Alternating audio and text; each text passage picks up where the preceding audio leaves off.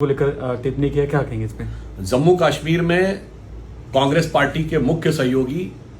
नेहरू खानदान के खानदानी दोस्त और कश्मीर के पूर्व मुख्यमंत्री उमर अब्दुल्ला ने जो बयान दिया है, उसने कांग्रेस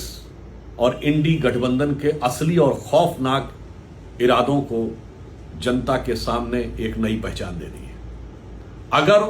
उमर अब्दुल्ला साहब ये कहते हैं कि अफजल गुरु को फांसी देने के लायक वो केस नहीं समझते, तो मैं कांग्रेस पार्टी से पूछना चाहता हूं कि आपके कार्यकाल में जांच एजेंसियों ने जो किया था वो गलत था क्या? फिर मैं कांग्रेस पार्टी से पूछना चाहता हूं, आपके कार्यकाल के समय में सर्वोच्च न्यायालय ने अफजल गुरु को फांसी का निर्णय दिया, वो गलत था क्या? और मैं दर्शकों को याद दिलाना चाहता हूं, सारे करोड़ों देशवासियों को,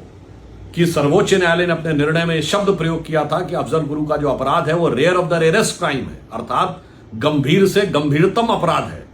और उसके बाद महामहिम राष्ट्रपति महोदया ने जो निर्णय लिया वो गलत था क्या?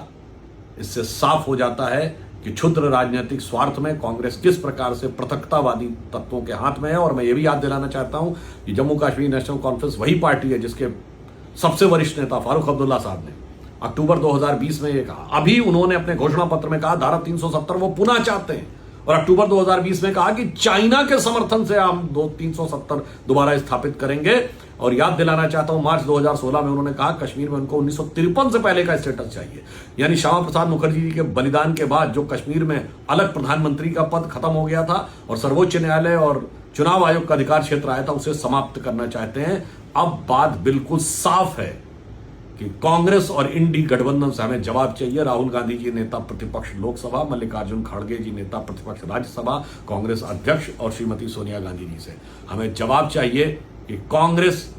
इस प्रकार के अलगाववादी और पृथकतावादी तत्वों के साथ क्यों खड़ी है। और ये बात मैं ऐसे ही नहीं कह रहा हूं, मैं लोगों को याद दिलाना चाहता हूं, वो जो नारा लगा था भारत तेरे टुकड़े होंगे इंशाअल्लाह, और अफजल हम शर्मिंदा हैं, तेरे कातिल जिंदा हैं, जेएनयू में लोग शायद भूल गए होंगे वो डेट क्या थी, 15 जनवरी 2015 अफजल गुरु की फांसी की पहली बरसी, जिसको समर्थन देने के लिए पूरा नैतिक समर्थन पूरी कांग्रेस पार्टी ने दिया था। अर्थात अगर एक पंक्ति में कहूं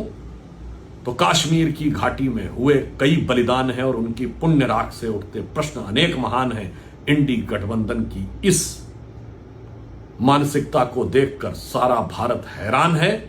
परंतु हम इस बात के लिए आश्वस्त हैं कि ऐसे पृथकतावादी शक्तियों को, इस प्रकार की राष्ट्र विरोधी शक्तियों को भारतीय जनता पार्टी की सरकार कभी भी कश्मीर में स्थापित और पोषित नहीं होने देगी।